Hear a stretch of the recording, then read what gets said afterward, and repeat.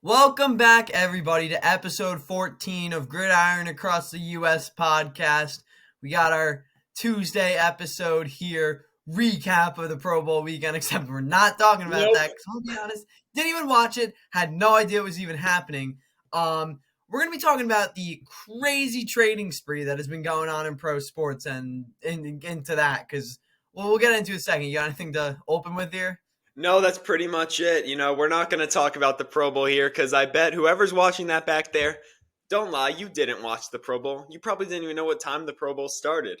I didn't even know when the Pro Bowl was. I just saw them playing dodgeball at on a random Thursday at 9 p.m. And I'm like, oh, cool, the Pro Bowl started. Yeah, since when was it on a Thursday? What? I have no idea.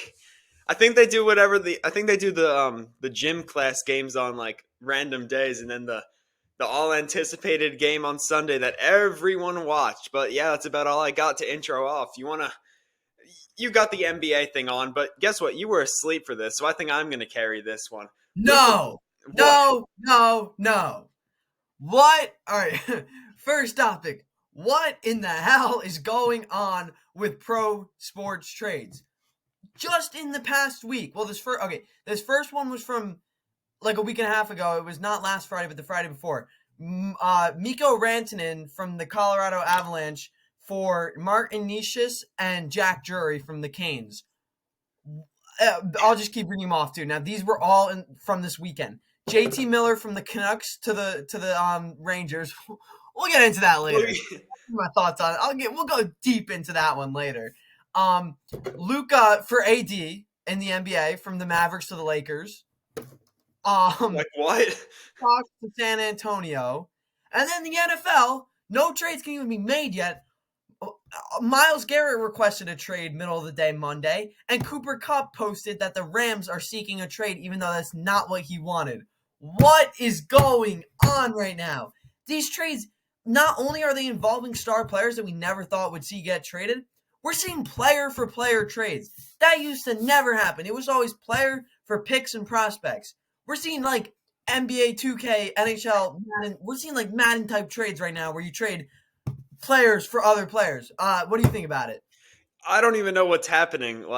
So many trades have been going on, and it's not the lower end trades where it's some bum for some bum. These are top end guys.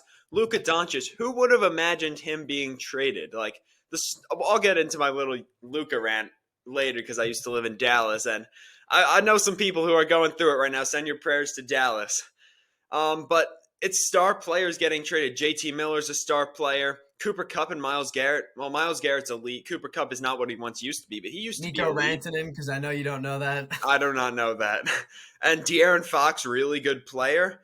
But yeah, we haven't really seen these player-for-player trades. It's mostly just we're going to trade Luka Doncic for 7 first-round picks and 2 18-year-old guys or whatever. But it's crazy. That are my insights on this. So what trade do you want to kick us off in depth with?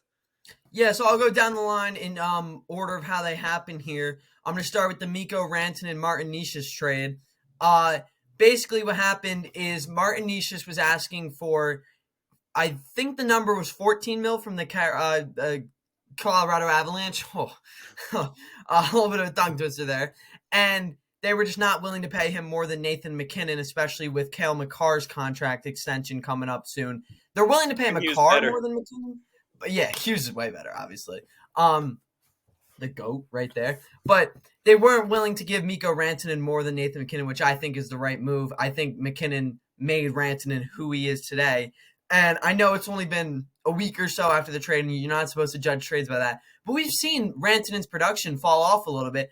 And on the flip side, Martin Nishis and Jack Drury went from Carolina to Colorado. Their production has spiked. I think it's the Nathan MacKinnon, Cale Makar effect. I mean, as much as Quinn Hughes is a significantly better player, both offensively and defensively than Cale Makar, he's still a great defenseman. He's the number 2 defenseman in the league by far. And when you're playing with him and the reigning MVP, soon to be 2-time in a row MVP, Nathan MacKinnon, you're going to play well. So I think a lot of people were saying the Canes won this trade. There's a high chance Rantanen doesn't even re-sign in Carolina. So you gave Martin Nishis and Jack Drury for a rental. I think Colorado absolutely fleeced here. because you still have one more year after this of Nisha's contract control. I know his ends soon. But you got two good players for a rental who you're never going to pay more than McKinnon. That's an awful idea. I also agree with the idea or the decision not to pay him. So that's the Nisha's trade. You go to the Luka AD one here so we can split up hockey and basketball one-on-one. Yeah, we'll get into football more in depth later since we are a football podcast, but not really for today because what is going on? Yeah, we had to talk about because this is like our football's in our name, but we're more of a pro sports podcast. If major things are happening like this, like I'm sorry, this Luka Anthony Davis trade, biggest trade ever. Ever easily. Name one that was more surprising. I don't think you can. Babe Ruth to the Yankees, maybe, but no one was alive for that. Yeah, exactly. So that doesn't count. Yeah, going back onto what I was saying there. See, we're a pro sports podcast. Would you rather hear about the who won the dodgeball game in the Pro Bowl or Nico Harrison is a bum? You know, it's hard to be the worst general manager in Dallas. It's really hard to be worse than Jerry Jones. But guess what? Oh, you said Dallas. I thought you were talking about the NBA. Joe Cronin, Blazers GM. It doesn't get much worse than that. But yeah, but to one up Jerry Jones in Dallas as a terrible GM, what are we doing? You are trading a 5-time All-NBA first team, multiple-time All-Star, I'm not sure, 25-year-old who took your franchise to the NBA Finals last year for a 32-year-old center. And who else? They didn't get anyone else. They got a first-round pick in 2029, I think. I just wanted to add that Luka Doncic is the third highest points per game player in NBA history. That is absurd. He's only behind Will Chamberlain and someone else. Yeah, and like that, he's an all-time great scorer. And they're saying some conditioning issues. I don't care if Luka runs down the court with a Big Mac and a beer in his hand. If he's dropping 30, 10, and like 10 a night, on his career, he averages 28 points, 7 rebounds, and 7 assists. He is almost averaging a triple-double. And you're going to trade a man that brings your city together. We've seen Dallas fans are protesting. They're actually marching down the streets. This is the worst tragedy to hit Dallas since JFK. But it's probably true. I didn't disagree there. Yeah, but I don't know what they're doing here. And the craziest part about this is everyone thought this was fake. It was close to 12 a.m. in Wisconsin, which past 12 a.m. in New Jersey and everywhere else. And I was asleep. He was asleep. He didn't get to. I texted you. You didn't get to see that. If any of you watched last episode, I was so sick this weekend. Like that is when it started. If you were watching the episode, you could see me starting to like teeter off a little bit towards the end. So it was a rough weekend, but you know I'm still here. So yeah, the craziest part is this one came out at like midnight. The entire sports world was shocked. I looked at my phone. I was just chilling. I was playing NHL Be a Pro. I looked down at my phone to check the time, and I see breaking news: Luka being traded to the Mavs, and not to the Mavs, to the Lakers. I don't know why I said that. I was just shocked. I thought this was hacked. I'll let you get some thoughts on that, even though you didn't get to see the initial trade. But what were your thoughts when you woke up that morning and checked your phone? Here's my thoughts. The NBA is rigged. Okay. Now, no, I'm serious on this one. How does it make sense if Dallas is going to trade their young, how old is he, 25? 25. 25-year-old superstar. The thing you do is you put him on the block, you say to everyone, what is your best offer? You know what you don't do? You don't go in the middle of the night to one team and take an offer. You're telling me in a year where we've seen historically low NBA ratings that Dallas is just going to coincidentally, middle of the night, go to the most popular franchise with the most popular player of all time and go, here's another young offensive superstar to get you to the playoffs. What are we doing? Like, tell me I'm wrong. I mean, you could be, but probably not. I'm not wrong. This is ridiculous. The big markets in the NBA get away with stuff like this all the time. Like, they need LeBron in the playoffs for their ratings because the ratings are so down. And it's an entertainment business. Same with the NFL. They're filed as entertainment businesses. They can do stuff like this and it's still legal. I don't see why people aren't pointing this out more. You don't do what they just did. You could get so much more value for Luka instead of getting fleeced and looking like an idiot. I Absolutely. can't. I think I'm right. Like there's no way this is a coincidence. It can't be. We've yapped about Luka a little much here, but I mean it's worth it. So you want to get it? Go. We'll get into a little Canucks rant here. JT Miller traded to the Rangers. Yeah. Oh, and one more thing about the Luka. I heard that they fired like a bunch of staff who were close to him because they weren't happy with his habits. What is that going to change? Nothing. That's not going to change anything. That's just going to make your superstar player more unhappy. They treated Lucas so wrong in this whole process. He still wanted to be a Maverick for life. He bought a $15 million house a week ago, and then he gets traded. He was devastated. Like, You can I see feel it. so bad for Luka. But on to the JT Miller trade. So this has been long awaited. If you follow hockey, this is been in the works for about a couple months now. JT Miller traded from my Canuckies to the New York Rangers. Now, when you look at the trade, I think it's a win-win trade, right? Obviously, the Rangers got more value. They traded Philip Hedl, he's a good 2-3 center. They're saying he's one hit away from his career being over, which I don't know. I mean, they said the same thing about Sidney Crosby when he was young, and now look at Sidney Crosby. I'm not saying Philip Hedl is Sidney Crosby, but it's the same situation than the rhetoric. And Philip Hedl looked great against the Red Wings. He was by far our best forward, and best player because Quinn Hughes was out. He was by far our best player last night, or 2 nights ago. No, 2 nights ago. Whenever the game was, doesn't matter. So I think Canucks getting him, a first-round pick, which they flipped for Marcus Pettersson. That's another trade we didn't even mention. Marcus Pettersson to the Canucks. I think to get a 2 center and a top 4 pairing defenseman for a disgruntled 32-year-old on an $8 million contract until he's 37, with no leverage in the trade, that's not bad. No, It turned out pretty well for the Canucks, better than I thought it would, to be honest. So the Canucks look good.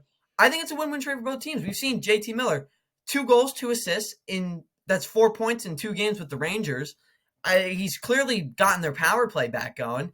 It's a great trade for both teams. Miller looks happy. Hedl looks happy. Everyone looks happy. I think worked out best situation because Miller and Pettersson were not going to be able to coexist in Vancouver with that reported rift that got all out in the news or whatever. So yeah, I think it worked out. Yep. I don't have too many thoughts on that. I don't really follow NHL too closely. So, to another NBA trade. I don't think it was Shams did report this one, I think. I forgot Woj retired. Rip Woj bombs. But anyway, De'Aaron Fox was traded to San Antonio to pair up with Chris Paul and Victor Wembanyama. I think this is a huge trade for the Spurs. And the Bulls were also factored in it. Zach LaVine went to the Kings, and then who did San Antonio send? They sent someone. I'm not sure. Okay, I haven't watched a single NBA game this season. I just kind of pay attention to the trades and say, "Oh, that's crazy" for about 2 days and never think about it again. Yeah, I know. From what I'm hearing, De'Aaron Fox already had destinations in mind where he would sign. So just like the JT Miller trade, the Kings didn't have much leverage. So I can't imagine San Antonio sent too much to get him. Him and Wemby are going to be fun. Wemby, Chris Paul. I think that brings a new speed dynamic. I know De'Aaron Fox is a pretty fast guy. Run around Wemby, do a little. I don't know. Do something. Great analysis here. This is why everyone tunes into the podcast. Yeah. Okay. So, I forgot to mention Jalen Hood-Schifino to Utah. That's the one that everyone wants to care about. But we're gonna fill in our actual purpose here as Gridiron Across the U.S. Gridiron equals football, not basketball and hockey, except it does. Myles Garrett requesting a trade out of Cleveland. This has been in for a long time coming in. From what I see, it looks like it's going to be a hostage situation. I think Cleveland's going to keep him hostage. I know, we got an excited Steelers fan over there. How about you take this one if you're so excited? Poverty Browns strike again. I mean, I really never thought they could outdo it at this point. You trade for the sexual assault predator quarterback, give him a fully guaranteed largest contract in NFL history. Who thought it could get worse than that? Their only good player in franchise history is now requesting a trade. Made my whole year. I don't even care the Steelers got eliminated. Myles Garrett The is same thing gone. about Tucker. He's gone. Bye-bye, buddy. The Browns are always going to be poverty. This made me so happy. I can't even explain how happy this made me. All those sorry little Browns fans who were so happy after that one playoff win, now your franchise is cooked. Yeah. That's the emotional side. We'll get to the actual football side. I think this was a long time coming. It had been reported for a couple months now that Myles Garrett was going to potentially request a trade. It's a Myles Garrett move, personally. I mean, that guy is just a douche. Like, you just abandon ship as soon as the team is bad. I mean, look at Max Crosby. Look at any loyal player in NFL history. Like, he's just leaving. I mean, it's beyond me. It's not my defensive player of the year. TJ Watt will always be better than you as a person and a football player. And it's quite simple. We do have some potential fits. I like the Commanders as my fit. I think they fit all of the criteria. Out of conference, the Browns aren't going to trade them in conference. They have draft picks to go get them, I'd assume. I'm not too familiar with the Commanders' draft pick situation. They have the cap space to give them an extension and pay them. And they're competing with a young quarterback, and they're going to be competing for a while. I think it's a perfect situation. What do you think?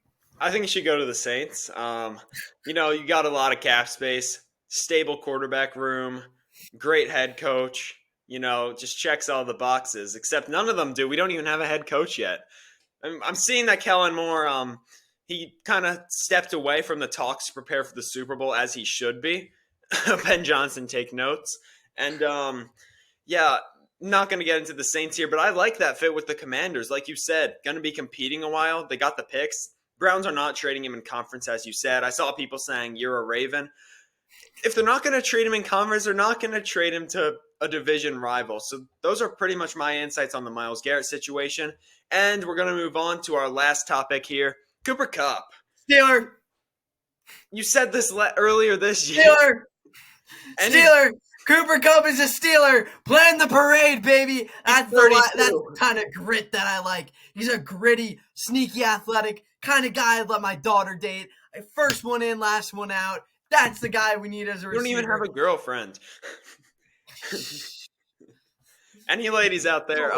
Anyways, Cooper Kupp, not requesting a trade. He would never request a trade out of LA. He's not like Myles Garrett. He was basically told by the Rams, "We're done, buddy. We're gonna ship you off." But they're doing it in his best interest. They're gonna find a place that suits him and his family. He had a great run as a Ram. Had some really good years. Won that Triple Crown Super Bowl MVP.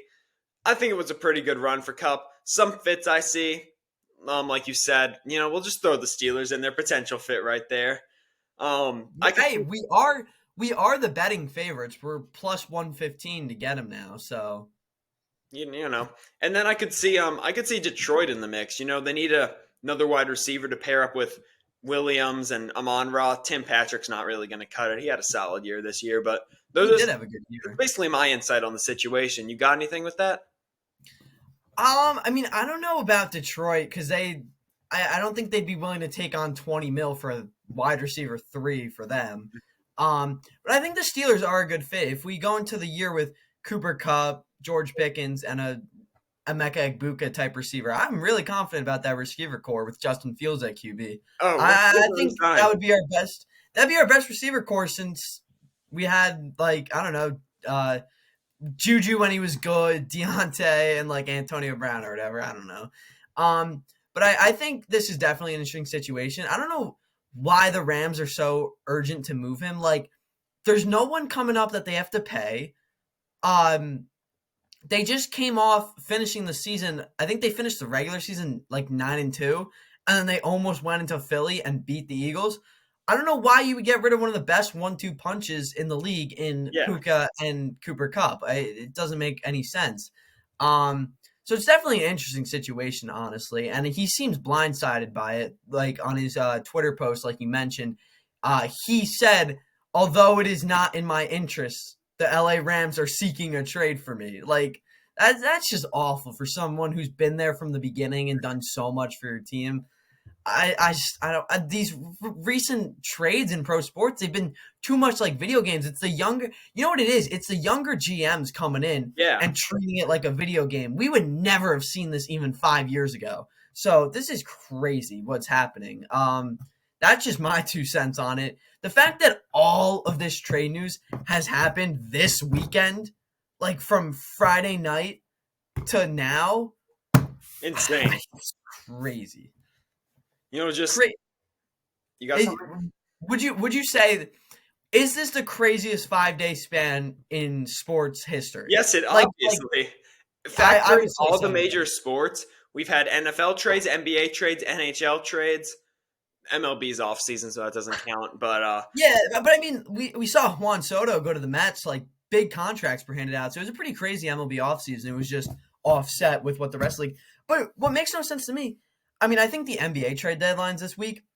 NHL's not for another month or whatever, and the NFL season isn't even over. So this is a weird time for all this to be happening. That's what I think. yeah, all the GMs must be coming together. And with that, we're gonna close this one out. Somewhere I gotta be. But first, we're gonna tell you guys that that viewer hotline thing we're gonna do. We're just gonna push that back to Thursday. Couldn't work out today. A little bit of time conflicts. Kevin has Yeah. officially completed his year of swimming. Look at that swimmer right there. And Never again. I'm hoping they bring the hockey team back next year. Poor guy. Got rid of his Yeah. hockey team. But we'll do that viewer hotline thing on Thursday. So if you still want a chance to get in, we'll clip farm this again. The more the merrier. But with that, you got any last words? All right. That's Well, it. thank you guys for watching episode 14 of Gridiron Across the U.S.